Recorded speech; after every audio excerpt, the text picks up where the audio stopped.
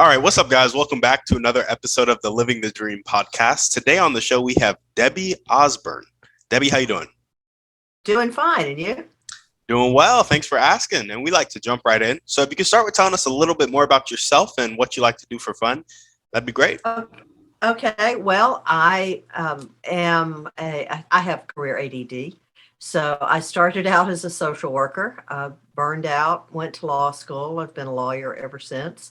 But I stayed involved with my passion, which was being a social worker, working with kids. And so I work with youth serving organizations as a volunteer and as a board member, but also in my legal practice. And then along the way, I was a foster parent and a step parent, and never had biological kids, but I've collected 7 kids and 10 grandkids. Mm. There you go. So what do you like to do for fun nowadays? Well, before COVID, I loved to travel, and that's I still do some traveling. It's kind of very limited now because of the pandemic, but the rest of the time, I love to read and hang out with my husband and walk the dogs. Awesome. I love it. Simple life.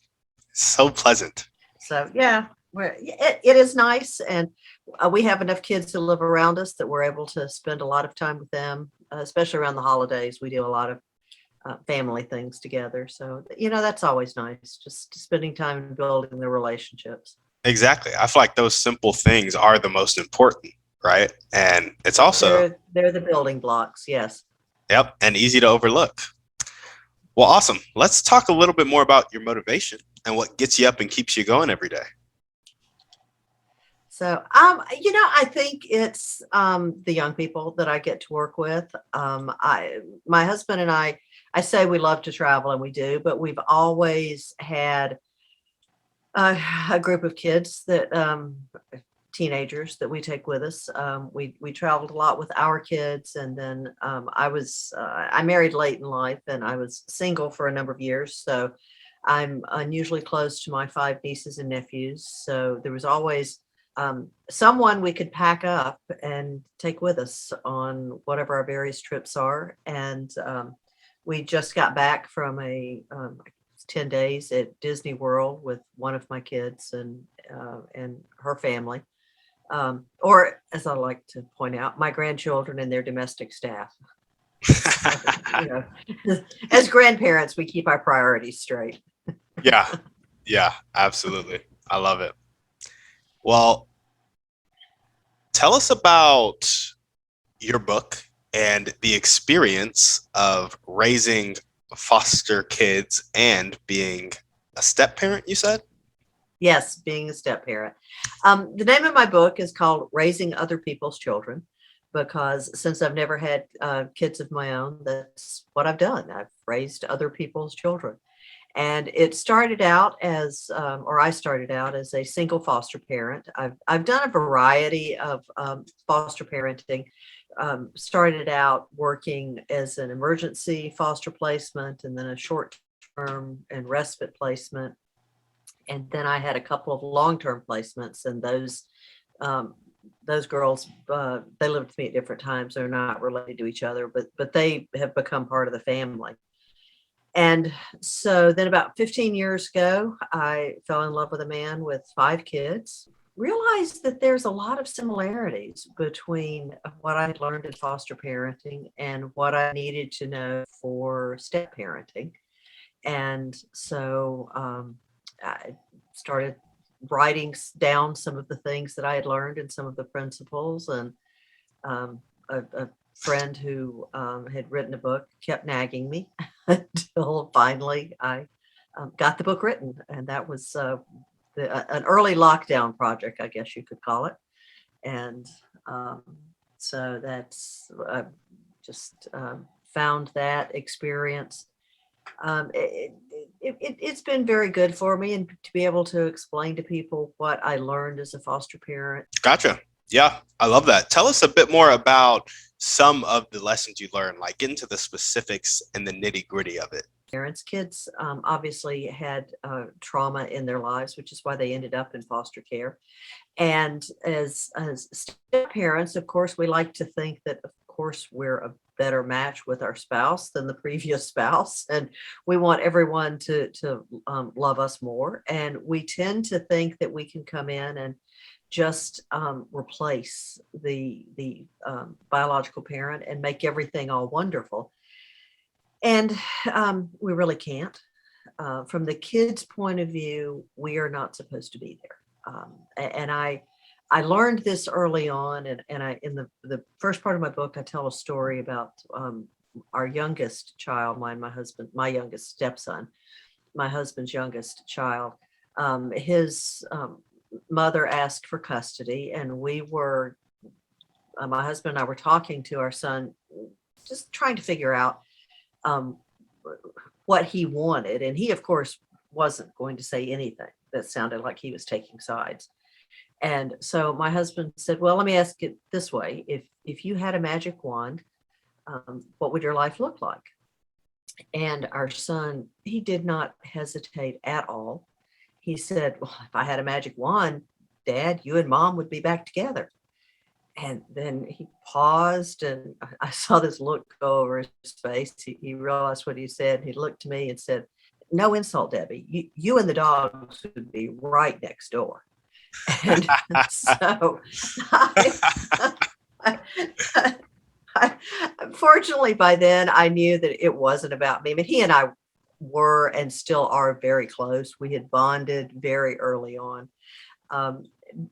But I understood it's just not the way the world is supposed to work. From a kid's perspective, they're supposed to have an intact biological family. And anything else is second best and plan B. And we have to accept that and recognize that we can never completely replace the biological parents. And that, so, what flows from that is that we have to understand when we get overlooked on Mother's Day or birthday or whatever, and that's okay. We're making a one-way commitment to our families and to these kids. And we have to be willing, it's heavy lifting, but we have to be willing to do that in order to do the job. And then I end with, fortunately, being somebody else's plan B can be pretty wonderful. You can still have wonderful relationships, just as long as you understand it's never going to be perfect, but that's okay. Imperfect is fine too. Yeah, there we go. Tell us a little bit more about realizing that it's not how it's supposed to be in the kid's eyes. So you have accepted that now. How do you go about being in relationship with that child without trying to replace the other parent? The other parent. Well, first thing you realize is our job is to help them have as good a relationship with their parents as they can. And if that means taking second place from time to time, then that's just the way it is. I spent a lot of time as a foster parent driving kids back and forth to meetings. I spent a lot of time eating by myself in restaurants while kids were having dinner with their parents. And that was just part of what I needed to do for them, to have whatever kind of relationship that they could have with their parents. And sure, sometimes I felt like just a glorified chauffeur, but that's it just goes with the territory, and you have to be willing to do that. So that's part of what, from understanding that from the kid's point of view, they want a relationship with their biological parents, and that is the most important thing to them. And then our role is not as a substitute parent, but more of a mentor, and the adult, the guide. I talk a lot. I actually have an ebook about how to be the mentor. And if you look at a lot of the tales, a lot of great stories, They all involve a hero going on a quest to defeat a villain, and with the help of a wise mentor. There's a lot of variations on that story, but they all have those three things. Well, we think in stories, and our kids think in stories. It just comes natural to us, and so our kids think of their lives in terms of those stories that they have spent their lives learning. And of course, they're always the hero in their story, and they are not going to cast their parents as the villain. They just aren't. So that leaves the role for us is we're either the villain or the mentor. And we have to, if we want to be the mentor instead of the villain, we have to act like the mentor or the wise guide. And sometimes the kids will cast us as the villain, and there's nothing we can do about it, because every story has to have a villain. And kids have agency and they make their own decisions. But to the extent that we can have any influence, we have to act like the guys in the stories. We have to act like Dumbledore or Gandalf in the Lord of the Rings, or any of those folks that we know about. We have to be wise and self-sacrificing and caring, and providing structure, and not letting them get away with whatever they want to get away with. We're not a friend. We are a mentor and an authority figure. There we go. I love it. Well, tell us a bit more about your dreams, goals, vision for your life, your family's life, but also the books and your message to the world. Well, I think the books and my message are, like I said, that we're not the people who are supposed to be in our kids' lives if we are foster parents or step parents. But that's okay. That being a plan B can be pretty wonderful, and we should never pass up that opportunity to be someone's plan B, or to be a plan B parent in a child's life. And so I think if I could get that across and help folks understand that when we go into this raising other people's kids, it's not all sunshine and roses and unicorns. We are dealing with kids who've suffered trauma. Obviously, foster kids have suffered some sort of trauma by being taken out of their family. But even what we call ordinary step parents, kids have suffered the loss of a parent through divorce or death, and that's the only reason we're in their lives, is because they have lost that other parent, generally through divorce. And I think we shouldn't normalize that as much as we do. We think, oh, the kids will be fine and they're resilient, and kids are resilient, but it's still a loss, and there's still some level of trauma there. So when we come into their lives and we sort of join their history, we are not, like I keep saying, we're not the people who are supposed to be there, but that's okay. We can still have a wonderful relationship with them if we don't push it, if we let the relationship grow naturally, if we're willing to sacrifice and do the heavy lifting, and if they're willing to be a part of that relationship. Sometimes they're not. Sometimes we just have to set boundaries. Some of my kids in the past, I've had to say, I love you, I care about you, but I can't go here with you, can't give you any more money, can't support you in these decisions. So I'll be here when you come back. And so boundaries are important. All healthy relationships have boundaries.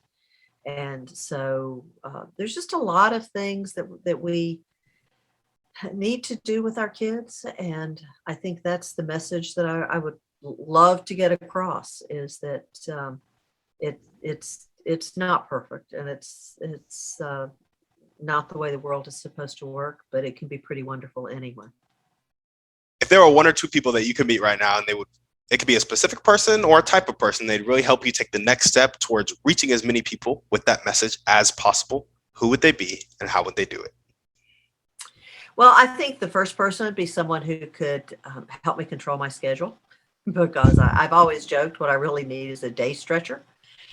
There's so many possibilities and so many things I could do if I had time to talk to all the people, go to all the seminars, go to all the conferences, and do all the writing that I need to do. And then the other person would be just someone who loves kids as much as I do and understands the passion that drives you to keep working with them, even when they're annoying and cranky and the aliens have kidnapped their brains and you don't know when they're going to bring them back. And all of those things that you get with kids. There we go. I love it. Have you ever read the book Who Not How? No, I've not. You should check I'll book put out. that on my list. Yeah, it's a really great book, and I think it'll help you with your schedule a little bit. Okay. And yeah, it'll help you focus on those impact activities as well as getting all of the rest done too. Oh, okay. Awesome. Well, if there were one or two things that everyday people could do to really help you accomplish your highest priority dream, how would they do it? Well, I think there's a lot that everyday people can do to help foster parents and step parents, more so foster parents because they are more visible. But just being part of that safety net, that network. When I was a single foster parent, I could not have done it without my friends who were willing to, pick up my daughter at school on days that I was in court, or in one situation, I was out of town for a court hearing, and one of my friends, took my daughter to the emergency room because she had what ended up being gallbladder surgery. So just being part of that safety net and just asking and saying, what can I do? What do you need?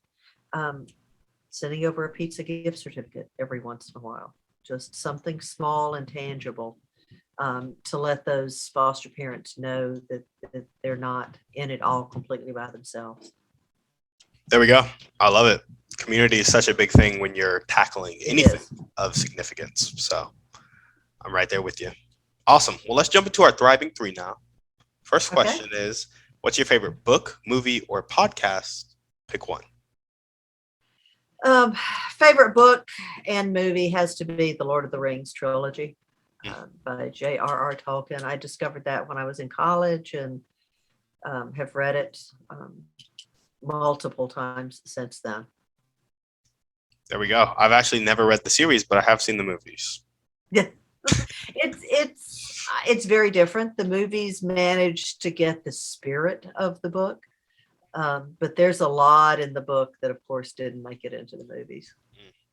Yeah, when I was younger, I'm still a young person, but when I was younger, of course, I was like, what type of movie can't get everything that's in the book?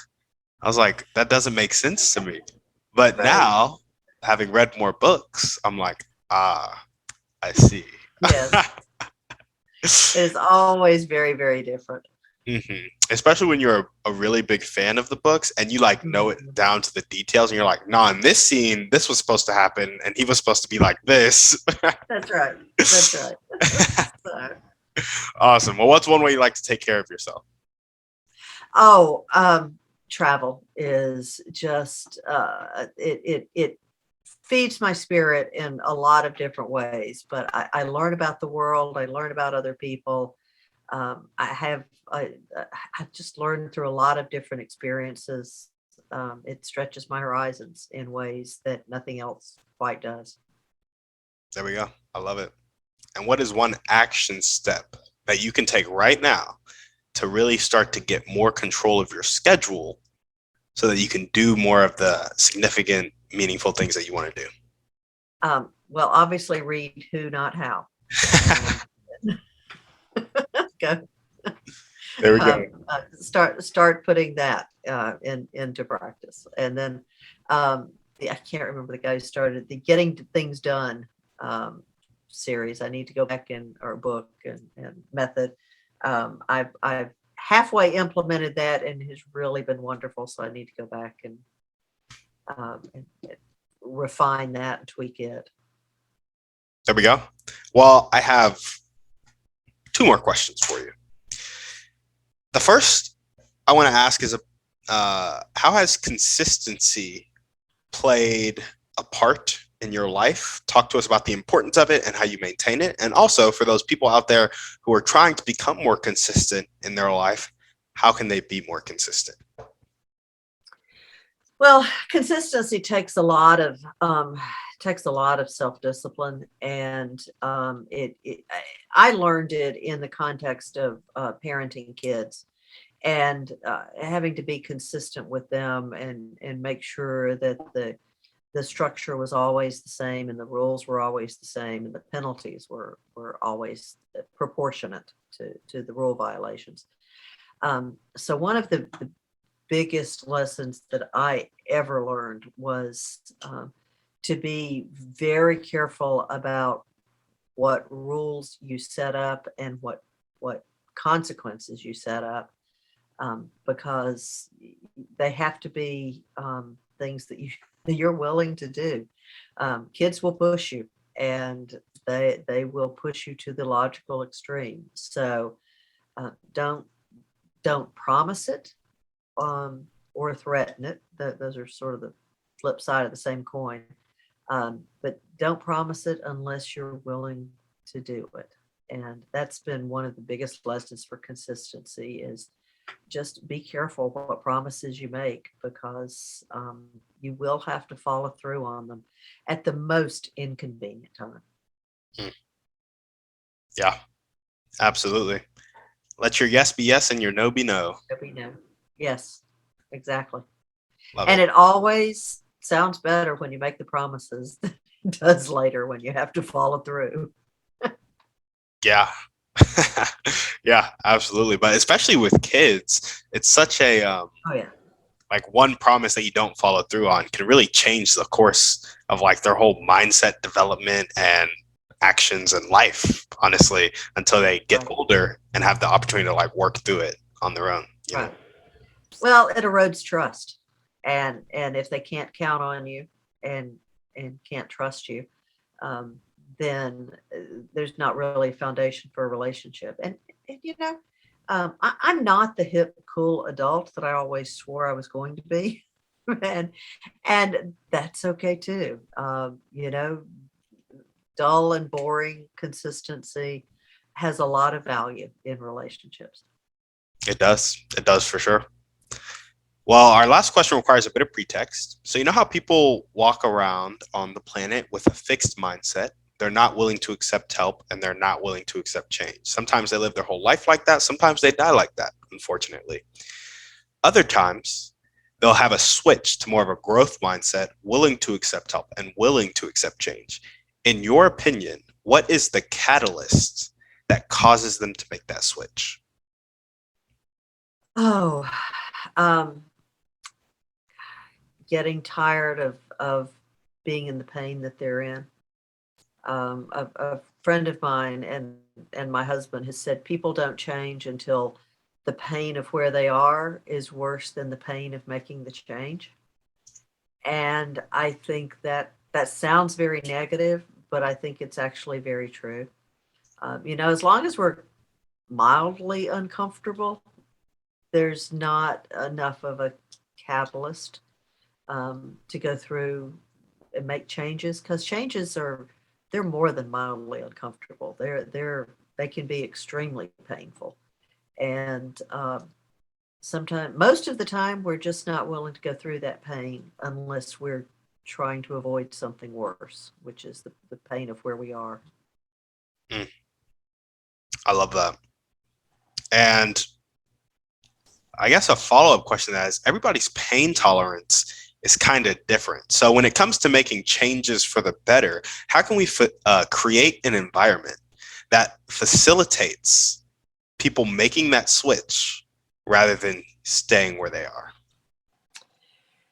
Well, I think a lot of times it has to come through a lot of self-awareness and to understand that a lot of the pain of where we are is unnecessary, and that we really don't have to keep going through these things that we're putting ourselves through, and that and that comes with again a lot of self-awareness, a lot of teaching, a lot of friendships, and then many times we have to find the secure relationships that give us enough of a steadiness, enough of a solid foundation, to go out and experiment. It's hard to change things and hard to find your way when there's nowhere to come back to. But as long as we can find and have a relationship, and this is I think foster parents and step parents, this is one of the things we can provide to kids is a place for them to come back to. If they go out and they try something and it doesn't work, within reason, of course, within healthy boundaries, but there needs to be a place that they can come back to and regroup and try again. Dang, that I don't know why, but that tugged at my heartstrings.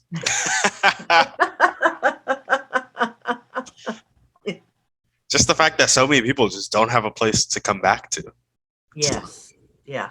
It's very hard. Our society is so fragmented. And that's been one of the terrible things about the lockdown is we there's a reason solitary confinement is frowned upon in the Geneva Convention. Yeah. So we are designed to have relationships with each other. Yeah, absolutely. A place to come back to. Dang. It might have to be it's going to be, I think the title of this podcast is going to be Raising Other People's Kids and Creating a Place for People to Come Back to. Come back to, yeah. I like that. Awesome. Well, Debbie, is there anything else that you want to chat about before we sign off? No, I just appreciate the opportunity. I mean, this is one of my passions, and I've been very fortunate in that I've been able to put it into effect in a volunteer practice, in a personal practice, and in my legal practice. There we go. I love it. Debbie, tell us the name of your book one more time. Raising Other People's Children. Raising Other People's Children. If you guys are listening to this and you loved what Debbie had to say, you really vibe with what she's saying and her message, and you know some people who are raising other people's children, or that happens to be you, make sure to buy the book, spread the message, connect with Debbie on this because she is passionate about it and she would love to talk to you about it, I'm sure. Right, Debbie? That's it. And you can get all the information at raisingotherpeopleschildren.com. There we go. Well, Debbie, thanks so much for being on the show. Thank you. I appreciate it. Awesome. Guys, send this podcast to 1 to 3 people that you know need to hear this message. As we always ask, shoot us a 5-star review on iTunes, and we're out.